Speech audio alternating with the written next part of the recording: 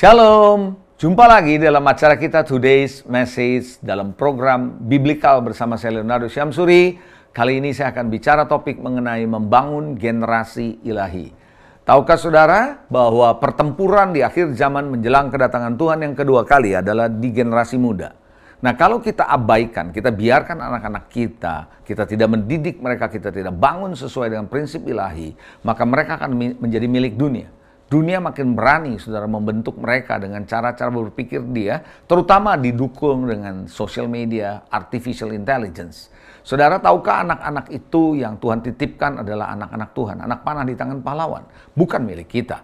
Dan itu adalah anak-anak ilahi yang perlu kita bangun, benih ilahi, generasi ilahi. Nah, membangun generasi ilahi memang tidak mudah, saya tahu. Tapi ini sangat penting, terutama di era digital atau postmodern seperti sekarang ini, saudara. Nah, apabila orang tua tidak membangun, tidak menanamkan nilai dengan sengaja loh ya, tidak membangun, tidak menanam secara struktur, secara sistematis, secara dengan nilai dan prinsip Tuhan dalam diri anak-anak kita, maka saya bisa pastikan anak-anak kita nanti akan menerima nilai dan prinsip-prinsip, nilai-nilai dan prinsip-prinsip dari dunia.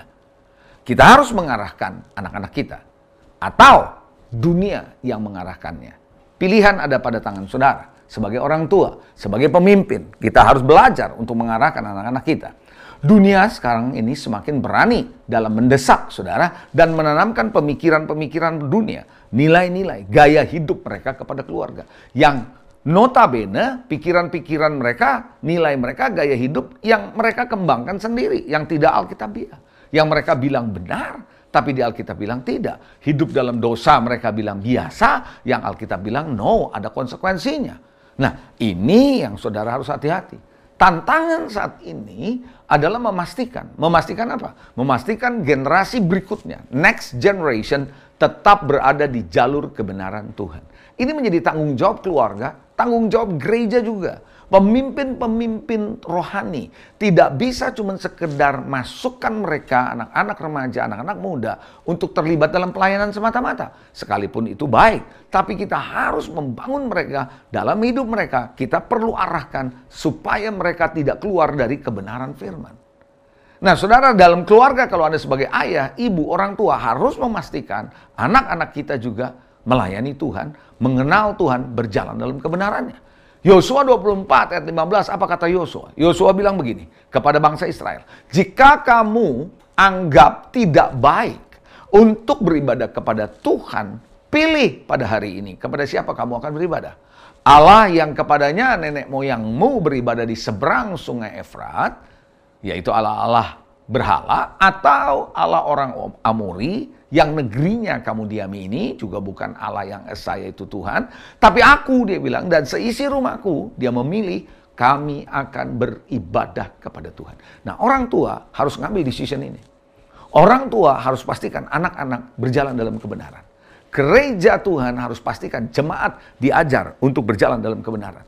Bukan cuma mereka happy, senang, didoakan, ngalamin kasih, penggembalaan dan sebagainya. Sekalipun itu tidak salah. Tapi jangan biarkan mereka berjalan dan kita menolong mereka tapi kita tidak membentuk mereka. Saudara pilih, saudara. Hari ini Anda bisa memilih. Seperti Yosua memilih. Pilih. Menyerahkan anak-anak saudara, anak-anak kita kepada Tuhan untuk membagikan kasihnya, mengalami dia dan membagikan kasihnya, atau kita membiarkan dunia mengambil anak-anak kita untuk kepentingan dunia ini. The choice is yours. The choice is us. Kita yang milih, saudara. Nah, dunia ini memanfaatkan keluarga, saudara, keluarga saya, kita semua untuk membangun kekuatannya. Makanya, saudara, kalau keluarga-keluarga rapuh di gereja-gereja juga akan rapuh. Keluarga menurut saya hari ini harus berani. Coba katakan berani.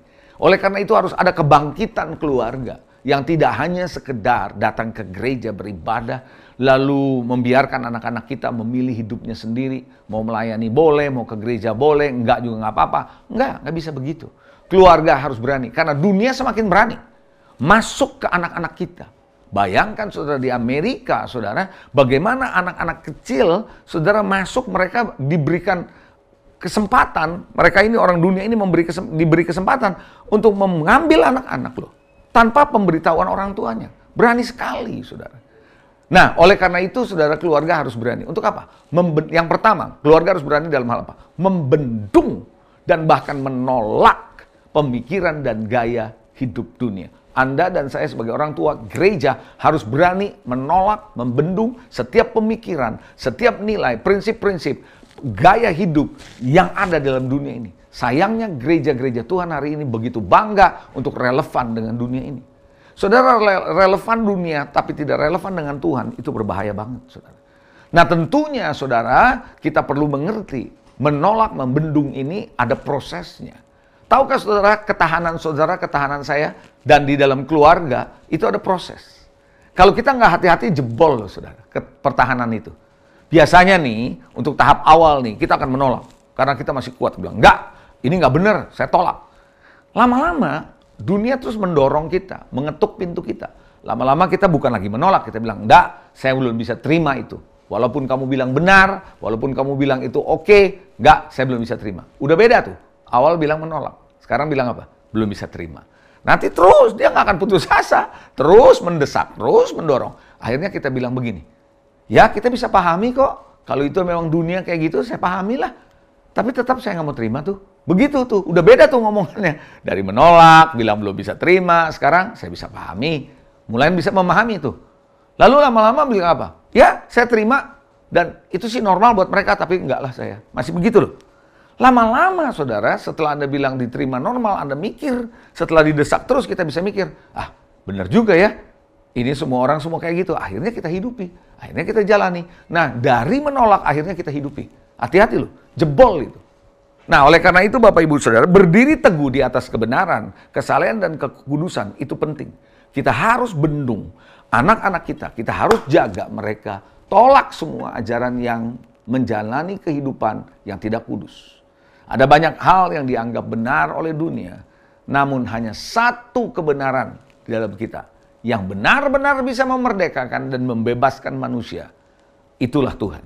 Makanya Yohanes 14 ayat 6, ayat yang terkenal, saudara, firman Tuhan bilang apa? Kata Yesus kepadanya, akulah jalan dan kebenaran dan hidup. Tidak ada seorang pun yang datang kepada Bapa kalau tidak melalui aku. Jadi Yesus sedang berkata di kanan, akulah jalan, akulah kebenaran, akulah hidup itu. Nggak ada yang lain. Jadi yang betul-betul bisa memerdekakan cuma satu. Kebenaran itu hanya ada dalam Tuhan Yesus Kristus. Amen. Jadi apa yang kedua yang berani, keluarga harus berani selain membendung dan menolak pemikiran dan gaya hidup dunia. Yang kedua adalah memberi kesempatan, dukungan kepada anak-anak kita untuk mau melayani Tuhan. Izinkan mereka melayani Tuhan. Saya melihat ada orang tua tidak memberi kesempatan kepada anaknya, tidak mendukung anak-anaknya untuk melayani. Seolah-olah mereka takut anak-anaknya nanti menjadi anak-anak yang mencintai Tuhan. Justru kita harus mendorong mereka mencintai Tuhan. Takut nanti anak-anaknya jadi kurang pergaulan. Saudara, sekarang ini pergaulan ini berbahaya kalau kita nggak hati-hati. Makanya Paulus bilang jangan sesat, pergaulan yang jahat merusakkan kebiasaan yang baik. Yang banyak dipakai oleh dunia ini justru adalah orang-orang yang masih muda loh. Hati-hati loh saudara. Jadi kita harus belajar, izinkan anak-anak kita untuk melayani. Di masa muda adalah masa yang produktif. Penuh kreativitas, ide, idealis. Rangkaian peluang masih panjang buat anak-anak. Berikan mereka kesempatan. Kalaupun salah sekarang masih bisa diperbaiki. Nah, bagaimana saudara generasi muda sekarang ini di dalam kerajaan Allah? Apa yang harus dilakukan? Harus belajar jadi abdi. Saudara tahukah Yosua, waktu masih muda dia menjadi abdi atau jadi hambanya Musa. Belajar untuk melayani. Bilangan 11, 27, 28. Mari saya akan bacakan saudara. Ada firman Tuhan yang bilang begini. Lalu berlarilah seorang muda memberitahu kepada Musa, Eldad dan Medad kepenuhan seperti nabi di tempat perkemahan. Maka menjawablah Yosua bin Nun yang sejak mudanya, perhatikan, Yosua sejak mudanya menjadi abdi Musa. Jadi dari masih muda udah jadi hambanya Musa, udah ikut melayani, asisten Musa. Tuanku Musa, cegahlah mereka. Saudara, yang saya mau tekankan bukan omongan dia kepada Musanya, tapi di situ dikatakan sejak muda dia sudah jadi abdinya Musa. Apakah anak-anak saudara Anda izinkan melayani Tuhan? Atau Anda cegah? Oh, enggak boleh saudara, kita harus izinkan mereka bisa melayani Tuhan. Amen. Sejauh mana para orang tua bersedia, rela berkorban untuk memberi kesempatan kepada anak-anak mereka untuk melayani Tuhan. anak-anak saudara untuk melayani Tuhan? Adakah kerelaan? Kadang-kadang nggak mau nganterin untuk pelayanan ke gereja, nggak mau dibiarkan anaknya di rumah dengan gadgetnya, justru itu bahaya menurut saya. Ini berbahaya banget. Nah, oleh karena itu, saudara, kita tidak pernah tahu pertempuran ini sedang dahsyat di akhir zaman. Jangan sampai kita orang tua masuk surga, anak-anak nggak masuk surga loh. Hati-hati loh. Jangan sampai kayak begitu. Nah, yang ketiga, keberanian keluarga harus seperti apa? Melepaskan diri dari daya tarik dan seluruh kemewahan dunia ini. Saudara, dunia ini penuh kemewahan, punya daya tarik tersendiri. Ya kalau enggak mungkin saudara kita bisa ikutin dunia ini. Lihat istri Lot. Bagaimana saudara ketika Tuhan suruh mereka keluar, Lot dan keluarganya keluar dari Sodom dan Gomora, istri Lot masih nengok ke belakang. Jadilah tiang garam kan? Nah, keindahan dunia, daya tarik dunia membuat kita susah untuk bergerak maju sama Tuhan. Hati-hati, be careful. Keluarga harus berani mengatakan kepada diri sendiri, kepada anak-anak kita, untuk lepaskan diri dari daya tarik dunia dan seluruh kemewahan. Rasul Paulus menulis kepada anak didiknya, Timotius. Dalam 2 Timotius 4 ayat 9 sampai 10 dia bilang apa? Berusahalah supaya segera datang kepadaku. Supaya segera datang. Kenapa? Karena Demas, coba perhatikan, Demas yang telah mencintai dunia ini meninggalkan aku. Demas yang tadinya bersama dengan Paulus. Bayangkan Paulus ini rasul besar loh. Menulis sebagian besar perjanjian baru, penuh pewahyuan, mujizat. Demas tuh ngikutin Paulus. Toh meninggalkan dia. Kenapa? Karena mencintai dunia. Daya tarik dunia membuat seorang Demas, asisten Paulus, pengikut Paulus, toh meninggalkan Paulus. Kalau itu bisa terjadi di masa itu, keindahan dunianya, apalagi sekarang, kemewahan dunia ini lebih dahsyat daripada dulu. Di dalam Lukas 18 ayat 18 sampai 23, firman Tuhan berkata, ada satu cerita tentang anak muda yang datang kepada Yesus. Guru yang baik, apa yang harus kami perbuat? Dia bilang begitu, untuk memperoleh yang baik. Yesus bilang, kenapa kau katakan baik? Tidak ada seorang pun yang baik kecuali Allah saja. Lalu dia katakan, ada perintah Allah, jangan membunuh, jangan bersaksi dusta, dan bla bla bla, dan seterusnya. Tapi orang itu bilang, anak orang muda ini bilang, semuanya aku telah lakukan kok sejak masa mudaku. Dia bilang gitu. Tapi Yesus bilang, kalau begitu masih ada satu tinggal, jual segala sesuatu yang kamu miliki, bagi kepada orang miskin. Lalu dia pergi karena dia amat sedih. Kenapa? Daya tarik dunia. Kita harus belajar seperti Paulus berkata dalam 1 Korintus 7, 29-31, hidup seolah-olah. Anda punya, seolah-olah tidak punya. Anda nangis, tapi seolah-olah tidak nangis. Artinya apa? Anda tidak attached, tidak terikat dengan dunia ini. Dan terakhir yang keempat, Anda harus berani ambil langkah untuk melayani Tuhan bersama keluargamu. Mari, banyak keluarga-keluarga yang tidak ngerti, tidak tahu melayani Tuhan bersama-sama itu penting. Jauh lebih penting dalam pelayanan bersama dengan Tuhan. Karena pada akhirnya kita akan berjumpa dengan Dia sebagai pencipta kita. Amin. Mari bangun generasi ilahi kita. Bersama-sama dengan Tuhan, kita pasti bisa. God bless you. Sampai jumpa di acara selanjutnya. Today's Message, program Biblical. God bless you. Amin.